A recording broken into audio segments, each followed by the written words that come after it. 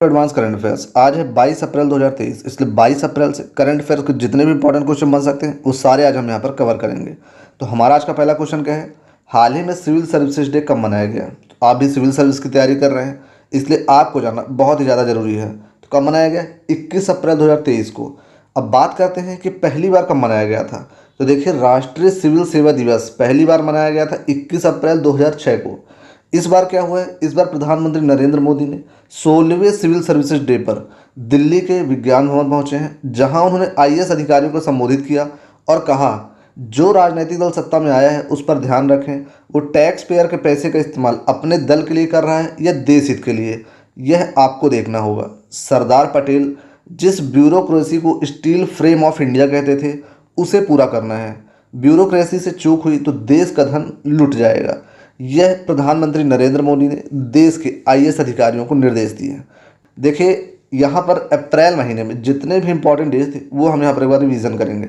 1 अप्रैल को आरबीआई का स्थापना दिवस और उत्कल दिवस यानी उड़ीसा दिवस मनाया गया। 2 अप्रैल को विश्व ऑटिज्म जागरूकता दिवस मनाया गया। 4 अप्रैल को अंतर्राष्ट्रीय खदान जागरूकता दिवस मनाया गया। 5 अप्रैल को अंतर्राष्ट्रीय समुद्री दिवस और अंतर्राष्ट्रीय विवेक दिवस मनाया गया। 6 अप्रैल को विकास और शांति के लिए अंतर्राष्ट्रीय खेल दिवस मनाया गया। 7 अप्रैल को विश्व स्वास्थ्य दिवस मनाया गया। 10 अप्रैल को विश्व होम्योपैथी दिवस मनाया गया। 11 अप्रैल को राष्ट्रीय सुरक्षित मातृत्व दिवस और विश्व पार्किंसन डे मनाया गया। 12 अप्रैल को मानव अंतरिक्ष उड़ान का अंतर्राष्ट्रीय दिवस मनाया गया। 14 अप्रैल को विश्व चगास रोग दिवस मनाया गया। 15 अप्रैल को विश्व कला दिवस मनाया गया। 16 अप्रैल को हाथी बचाओ दिवस मनाया गया। 17 अप्रैल को विश्व हीमोफीलिया दिवस मनाया गया और 18 अप्रैल को विश्व विरासत दिवस मनाया गया। तो ये इंपॉर्टेंट डेज अभी अप्रैल में मनाए गए हैं। नेक्स्ट क्वेश्चन है, हाल ही में किस एसोसिएटेड प्रेस फोटोग्राफर ने world press photo of the year जीता है। तो किसने जीता है, एवगेनी मलोलेटका। कौन है, एवगेनी मलोलेटका ये है। अब बात है इनकी इस फोटो में ऐसी कौन सी खास बात है कि world press photo of the year के अवार्ड जीत गए। तो देखिए, ये जो आप फोटो देख रहे हैं इसको आप एक बार ध्यान से देख लीजिए, इसके बारे में मैं डिटेल आपको बताता हूँ। देखिए, इनकी जो फोटो है यूक्रेन के शहर मारियूपोल में एक प्रसूति अस्पताल के जर्जर मैदान के माध्यम से एक गर्भवती को ये लोग ले जा रहे हैं। आप ये देख रहे हैं इस फोटो में ये लोग एक गर्भवती को ले जा रहे हैं। ये अपने बच्चे को जन्म देने के आधे घंटे बाद ही मर जाती है। ये रूसी सेना के आक्रमण की तस्वीरें हैं और उसके बाद वहाँ यूक्रेन में लोगों को किस तरह से सहना पड़ा, किस तरह उनकी हालत ख़राब हुई, उसके बारे में इसमें बताया गया है। इसलिए इस फोटो को ये अवार्ड मिला है। नेक्स्ट क्वेश्चन क्या है, हाल ही में चुनाव आयोग ने कहाँ से पहली बार वोट फ्रॉम होम की शुरुआत करी है। तो कहाँ से करी है, कर्नाटक से। नेक्स्ट क्वेश्चन है, हाल ही में अल्लू रमेश का निधन हुआ है, वह कौन थे। तो दोस्तों, यह एक तेलुगु एक्टर थे, क्या नाम है, अल्लू रमेश। नेक्स्ट क्वेश्चन है, हाल ही में देश में डिजिटल लेन देन में कौन सा शहर शीर्ष पर रहा। तो कौन सा रहा है, बेंगलुरु। देखिए, इस मामले में सबसे ऊपर कर्नाटक की राजधानी बेंगलुरु है, किसमें, डिजिटल लेन देन में।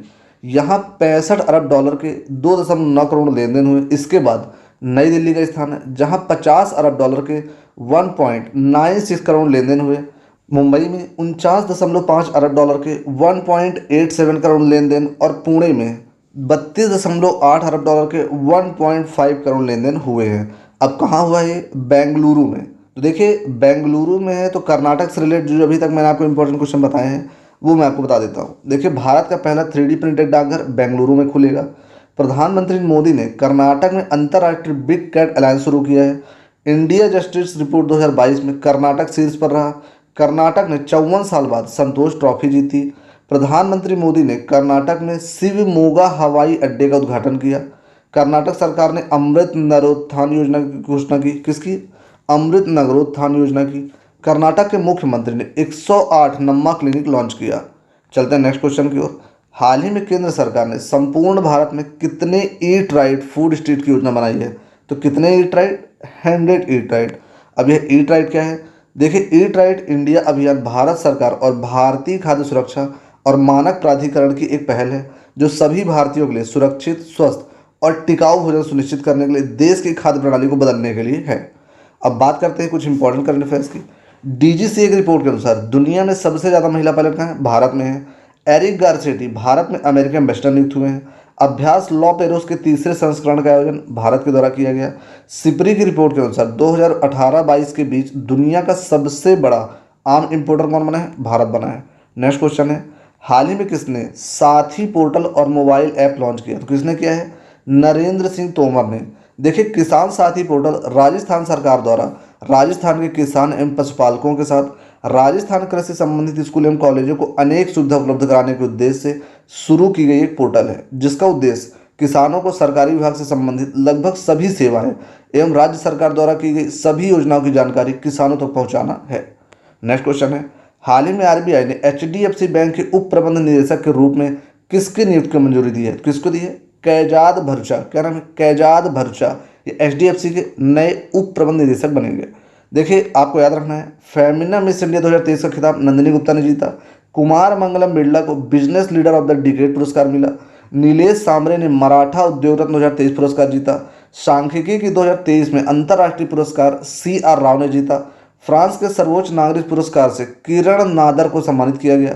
उत्सव पटनायक को मेलकम आदिशेषिया पुरस्कार 2023 से सम्मानित किया गया। प्रवासी भारतीय सम्मान से राज सुब्रमण्यम को सम्मानित किया गया। ये आपको याद रखना है। नेक्स्ट क्वेश्चन है, हाल ही में किस देश के क्रिकेटर गैरी बैलेंस ने क्रिकेट के सभी प्रारूपों से संन्यास की घोषणा करी है? तो किस देश के हैं? ये इंग्लैंड के।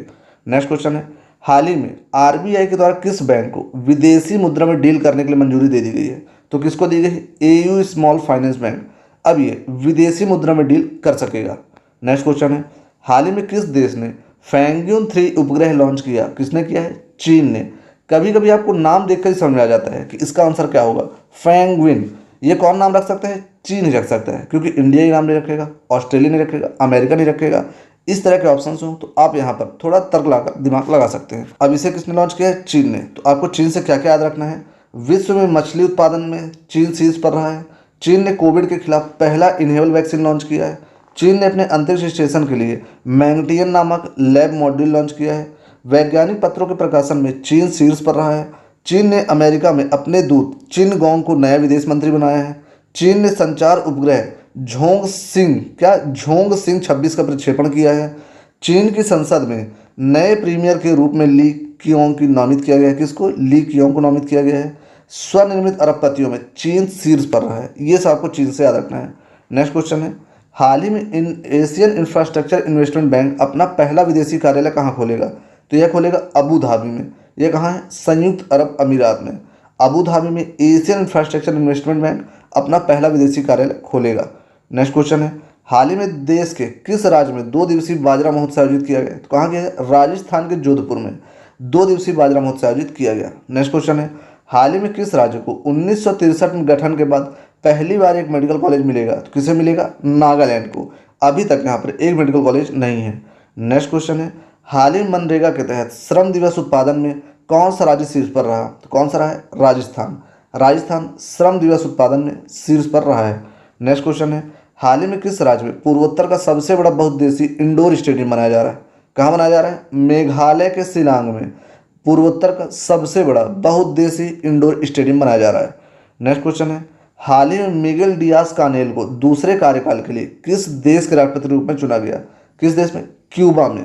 नेक्स्ट क्वेश्चन है, हाल ही में भारत और यूनाइटेड किंगडम ने लंदन में भारत यूके वित्तीय बाजार संवाद की कौन सी बैठक आयोजित की? तो ये कौन सी बैठक थी? दूसरी। नेक्स्ट क्वेश्चन है, हाल ही में कौन सा राज्य जून 2023 में इंटरकॉन्टिनेंटल कप की मेजबानी करेगा? तो कौन करेगा? उड़ीसा करेगा। अब उड़ीसा है तो उड़ीसा से आपको याद रखना है, उड़ीसा सरकार द्वारा गंधमर्दन हिल रेंज को बायोडाइवर्सिटी हेरिटेज साइट घोषित किया गया है। 15वें हॉकी विश्व कप का उद्घाटन कटक में हुआ है। भारत का पहला एग्री चैटबॉट अमा कृषाई उड़ीसा में लॉन्च किया है। उड़ीसा के 3 जिलों में सोने की खानें मिली हैं। उड़ीसा में 1300 साल पुराना बौद्ध स्तूप मिला है। नेक्स्ट क्वेश्चन है, हाल ही में आंध्र प्रदेश के मुख्यमंत्री के द्वारा श्रीकाकुलम जिले में किस बंदरगाह की आधारशिला रखी गई? तो किसकी रखी गई है? मूलापेटा बंदरगाह। क्या नाम है? मूलापेटा। कहाँ? आंध्र प्रदेश के मुख्यमंत्री द्वारा श्रीकाकुलम जिले में इसकी आधारशिला रखी गई है। नेक्स्ट क्वेश्चन है, हाल ही में किस देश ने अपना पहला operation earth observation satellite Taifa first launch किया है? किसने किया है? केन्या ने। यह है ताइफा फर्स्ट। अब ये काम क्या करेगा? देखिए, यह एक ऑप्टिकल कैमरा है जो मल्टी स्पेक्ट्रल और पैन क्रोमेटिक मोड दोनों में तस्वीरें ले सकता है। उपग्रह जो है यह दृश्यमान प्रकाश स्पेक्ट्रम के अंदर और बाहर यह काम कर सकता है, जिससे यह कम रोशनी की स्थिति में भी छवियों को कैप्चर कर सकता है। ताइफा फर्स्ट 5 अलग अलग multi spectral band image capture करने में सक्षम है। नेक्स्ट क्वेश्चन है, हाल ही में किस सिंगर और राइटर का निधन हुआ है? तो यह है पामेला चोपड़ा। ये एक सिंगर भी है और राइटर भी है, अभी हाल ही में इनका निधन हो गया है। अब बात करते हैं कुछ इंपॉर्टेंट करंट अफेयर्स की। सर्वश्रेष्ठ सार्वजनिक परिवहन वाले शहरों की लिस्ट में मुंबई 19वें स्थान पर रहा है। सरकार ने लातूर में स्टैचू ऑफ नॉलेज की स्थापना को मंजूरी दी है। नागपुर में भिखारी मुक्त शहर पहल शुरू की गई है। महाराष्ट्र चौथी महिला नीति पेश करेगा। नेक्स्ट क्वेश्चन है, हाल ही में किस बैंक ने भारत का पहला वॉइस बायोमेट्रिक प्रमाणीकरण ऐप लॉन्च किया? किसने किया है? सिटी यूनियन बैंक ने। क्या किया है? वॉइस बायोमेट्रिक प्रमाणीकरण। ये क्या होता है? देखिए, यह ग्राहकों को बैंक के मोबाइल बैंकिंग ऐप में लॉगिन करते समय आवाज़ आधारित पहचान का उपयोग करने की अनुमति देती है, जो सुरक्षा को सुधारने के उद्देश्य से है। किसको? सुरक्षा को। नेक्स्ट क्वेश्चन है, हाल ही में ग्लोबल यूनिकॉर्न इंडेक्स 2023 रिपोर्ट के अनुसार भारत ने यूनिकॉर्न हब के रूप में तीसरा स्थान बरकरार रखा। कौन सा देश शीर्ष पर रहा है? तो कौन सा रहा है? यूएस। अब बात करते हैं यूनिकॉर्न है क्या। देखिए, यूनिकॉर्न एक स्टार्टअप कंपनी होती है जिसकी वैल्यूएशन $1 अरब या इससे अधिक होती है। सरल शब्दों में समझें तो यदि कोई प्राइवेट कंपनी जिसका बाजार मूल्य $1 अरब को पार कर जाता है तो वह कंपनी यूनिकॉर्न लिस्ट में शामिल हो जाती है। एक स्टार्टअप कंपनी से ही एक यूनिकॉर्न बनाया जाता है। इसके अलावा आपको याद रखना है, वर्ष 2022-23 में भारत का सबसे बड़ा व्यापारिक भागीदार कौन बना? अमेरिका बना। तापमान वृद्धि में योगदान के मामले में अमेरिका शीर्ष पर रहा। भारतीय मूल की मनमीत कोलन अमेरिकी राज्य कनेक्टिकट की सहायक पुलिस प्रमुख बनी है। नेक्स्ट क्वेश्चन है, हाल ही में किन दो राज्यों ने 50 साल पुराना सीमा विवाद खत्म कर दिया? किसने किया? असम और अरुणाचल प्रदेश ने। देखिए, असम और अरुणाचल प्रदेश 804.1 किलोमीटर लंबी सीमा साझा करते हैं और अरुणाचल प्रदेश को 1972 में केंद्र शासित प्रदेश घोषित किए जाने के बाद से ही दोनों राज्यों के बीच विवाद चल रहा था, जो कि अब खत्म हो चुका है। नेक्स्ट क्वेश्चन है, हाल ही में वनडे इंटरनेशनल क्रिकेट में सबसे तेज 100 विकेट लेने का रिकॉर्ड किसने तोड़ा? किसने तोड़ा है? Leg spinner Sandeep Lamichhane. यह संदीप लामिछाने, देखिए, यह नेपाल के 22 वर्षीय लेग स्पिनर हैं। उन्होंने ओमान के खिलाफ ACC men's premier cup match में यह उपलब्धि हासिल की है। उन्होंने अफगानिस्तान के ऑलराउंडर राशिद खान को पछाड़ा, जिन्होंने 2018 में 44 वनडे मैचों में 100 विकेट पूरे किए थे। नेक्स्ट क्वेश्चन है, हाल ही में इतिहास में पहली बार सुप्रीम कोर्ट की एडवोकेट ऑन रिकॉर्ड AOR की परीक्षा किस दृष्टिबाधित ने पास करी है? तो यह करी है एडवोकेट एन विशाख मूर्ति। ये है एडवोकेट एन विशाख मूर्ति। इन्होंने अभी क्या किया है? इतिहास में पहली बार इन्होंने सुप्रीम कोर्ट की AOR यानी एडवोकेट ऑन रिकॉर्ड की परीक्षा पास कर ली है। नेक्स्ट क्वेश्चन है, हाल ही में दुनिया के सबसे बड़े और शक्तिशाली रॉकेट स्टारशिप में लॉन्चिंग के कितने मिनट बाद विस्फोट हो गया? तो यह हुआ है 4 मिनट बाद। लॉन्चिंग के 4 मिनट बाद इसमें विस्फोट हो गया है। अब बात करते हैं इसकी कुछ डिटेल की। देखिए, एलन मस्क की space research company space x ने गुरुवार को अपने स्टारशिप रॉकेट का पहला ट्रायल लॉन्च किया। हालांकि लॉन्च के कुछ मिनटों में ही दुनिया के सबसे बड़ा और शक्तिशाली रॉकेट में विस्फोट हो गया है। यह 400 फुट आप कह सकते हैं या 120 मीटर कह सकते हैं, दोनों एक ही चीज़ें हैं। यह इतना लंबा स्टारशिप रॉकेट का लॉन्च मैक्सिको की सीमा के पास टेक्सास के दक्षिणी सिरे पर किया गया था, जिसकी सहायता से एलन मस्क की कंपनी अंतरिक्ष में जाने की योजना बना रही थी। हालांकि इस रॉकेट में कोई व्यक्ति या सैटेलाइट नहीं था। तो दोस्तों, यह परीक्षण सफल नहीं रहा। नेक्स्ट क्वेश्चन है, हाल ही में कौन वायुसेना पदक पाने वाली वायुसेना की पहली महिला अफसर बनी है? तो कौन बनी है? Wing commander Deepika Mishra. यह विंग कमांडर दीपिका मिश्रा।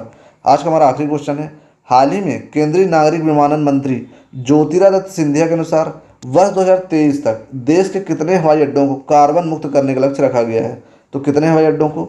121 हवाई अड्डों को कार्बन मुक्त कर दिया जाएगा।